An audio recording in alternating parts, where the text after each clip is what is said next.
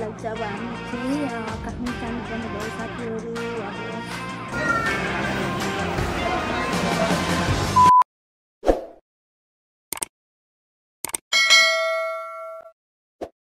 Hello everyone, welcome back to my YouTube channel new day new भ्लगको साथमा। अनि जति पनि मेरो युट्युब च्यानलमा जोडिनु भएको छ सबैजनालाई धेरै धेरै माया, र जो नयाँ जोडिनु भएको छ उहाँलाई पनि धेरै धेरै माया। अनि साथी आज सन्डे, आज चाहिँ हामी फेरि पनि हस्पिटल जानुपर्ने छ। अनि आजको अपडेट के हुन्छ म हजुरहरूलाई भरे भनिदिनेछु। अनि अहिले चाहिँ हामी जाँदैछौँ, सबै सामानहरू नानीलाई खानेदेखि लिएर नानीको दुधहरू सबै रेडी गरिसकेको छौँ। नानीलाई पनि रेडी पारिसकेको छौँ। नानीलाई खिलाउँदै हुन्छ। जुत्ताहरू लाउनु भनिन भयो।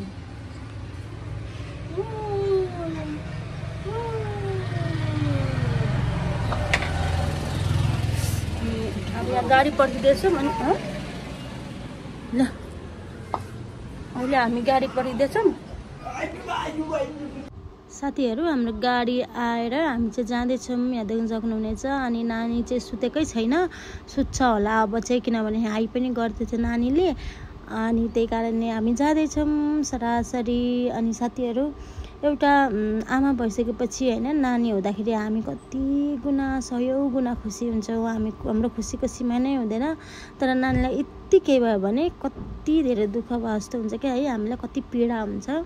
म यो बाटो हिँड्जेलसम्म हुन्छ नि, त्यहाँ नोबेल पुगिन्जेलसम्म पनि मलाई कस्तो गाह्रो भएर त क्या, नानीको राम्रो होस्, राम्रो रिजल्ट आओस्, केही नहोस् भनेर कति धेरै सोच्दै हिँडिरहेको थिएँ पो त। साथीहरू हामी चाहिँ आइसक्यौँ हस्पिटल, छिर्दैछौँ। अनि हामी आज चाहिँ दमकको हस्पिटल गएको होइन, आज चाहिँ हामी विराटनगर आएको छौँ। विराटनगरको नोबेल हस्पिटल आइपुगेको छौँ साथीहरू। अब भित्र जान्छौँ। अनि हामीले अस्ति दमकमा जो डक्टर हुनुहुन्थ्यो उहाँ चाहिँ यहाँको हुनुहुन्थ्यो, सो उहाँले नै भेट्नुपर्ने हो हामीले। अनि गएर अब भेटेर के हुन्छ कस्तो हुन्छ कुरा गरेर अनि रिपोर्टहरू मात्रै हेर्न आएको, बुझ्न आएको। अब अनि त्यसपछि के हुन्छ यहाँ फिक्स हुन्छ। ठुलो परेछ त। म त फर्स्ट टाइम आएको नोबेल त। नोबेल ओके ओके साथीहरू, यो के हो भिड।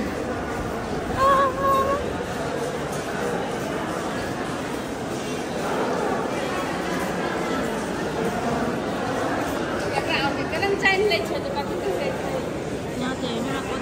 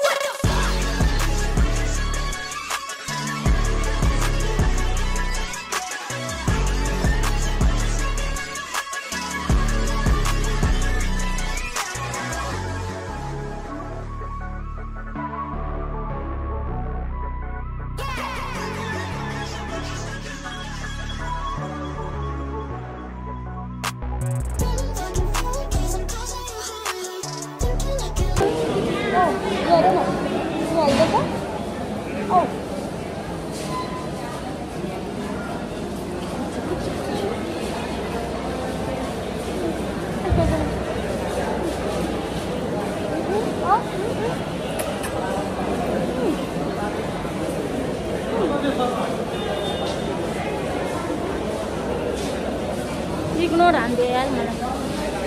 हामी चाहिँ अब यहाँ सकेर अब हामी घर जान आँटेको।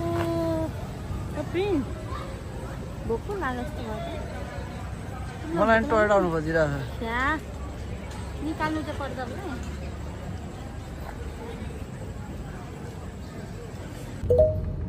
साथीहरू हामी चाहिँ त्यहाँ नोबेलमा सबै चेकअप गराएर होइन सबै गरेर चाहिँ घर फर्किँदैछौँ।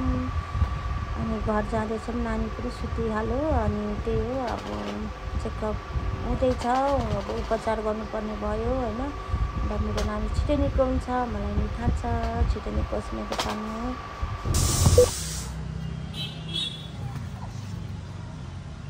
सो साथीहरू फाइनली घर आइपुग्यो।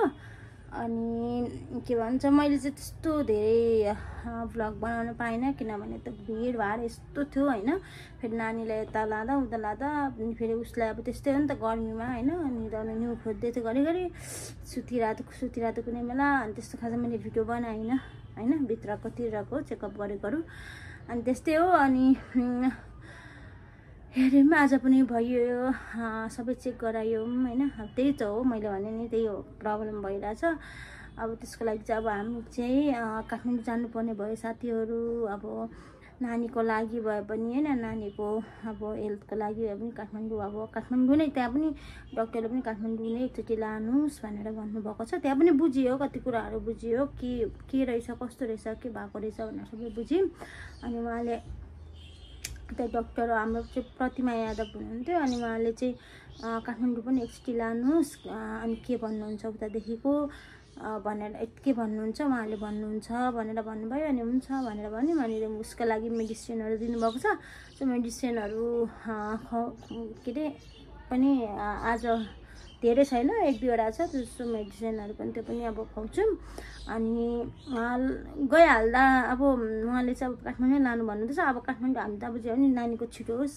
होइन छिटो निको होस् भन्ने मन हुन्छ नि त अब आमा बाउलाई अनि त्यसले गर्दा छिटै पनि जान्थ्यौँ तर अब यो अहिले यो बिचमा के भन्छ यो 6 गते चाहिँ अलिकति सानो प्रोग्राम परेको छ त्यो चाहिँ सानो नमिल्ने भएको कारणले गर्दाखेरि त्यो प्रोग्राम एटेन्ड गरेर हामी सायद अर्को विक चाहिँ के भन्छ काठमाडौँ जान्छु मलाई साथीहरू त्यो हुन्छ अरे अर्को विक सोधेर डक्टरलाई सोधेको डक्टरले हुन्छ अर्को विक जाँदा त्यति बेला जानु भनेर भन्नुभएको छ अनि सो हामी चाहिँ अर्को विक चाहिँ काठमाडौँ जाँदैछौँ नानीलाई लिएर त्यस्तै हो हुँदैछ निको साथीहरू तपाईँहरूलाई अपडेट गरिरहेको छु होइन बस यति हो अब आफ्नो नानी चाहिँ चाँडोभन्दा चाँडो निको होस् बरु मलाई एउटा आमा भइसकेपछि त्यस्तो हुँदो रहेछ क्या बरु सबै नानीलाई हुने सबै पीडा जस्तै सबै रोगहरू चाहिँ हामीलाई बरु होस् न नानीलाई चाहिँ केही नहोस् भन्ने हुँदो रहेछ म पनि त्यही भन्छु मेरो नानीलाई केही नहोस् छिटो निको होस् बरु नानीलाई आइपर्ने आउने बरु नानीलाई नहोस् मलाई आइदियोस् बरु हामी पीडा भोग्नु सक्छौँ नि त यार त्यो सानो बच्चाले होइन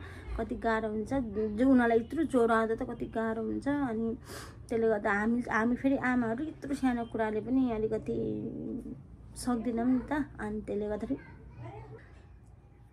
अनि त्यही हो साथीहरू अनि आजको सायद यो भ्लग सर्ट हुनेछ मैले छोटो भए पनि तपाईँहरूलाई अपडेट डेली भ्लगको लागि लिएर आएको छु त्यही हो साथीहरू अनि सबैजनाले प्लिज के भन्छ लाइक कमेन्ट सेयर गरिदिनु होला अनि मेरो भिडियोलाई अनि मेरो युट्युब च्यानल सब्सक्राइब गरी साइडमा रहेको बेल आइकन पनि दबाइदिनु होला है त साथीहरू अब चाहिँ म अब किनभने राति त के हुँदैन त खाली त्यही खाना खायो त्यही हुन्छ त्यसले गर्दाखेरि मैले चाहिँ छिटै भ्लगिङ गरेर चाहिँ अब उतादेखि आएको चार्ज पनि छैन चार्ज पनि गर्नु पर्यो छिटै चार्ज सकिँदो रहेछ कि घरिघरि चार्जरै बोकेर अब त्यो नानीको सामानहरू याद गरेर त चार्जरै बोकेर हिँड्न बिर्सिँदो रहेछु त्यसले गर्दाखेरि मोबाइल पुरै सकिजान्छ यो होइन त्यसले गर्दाखेरि अहिले चाहिँ बाई बाई साथीहरू लभ यु अल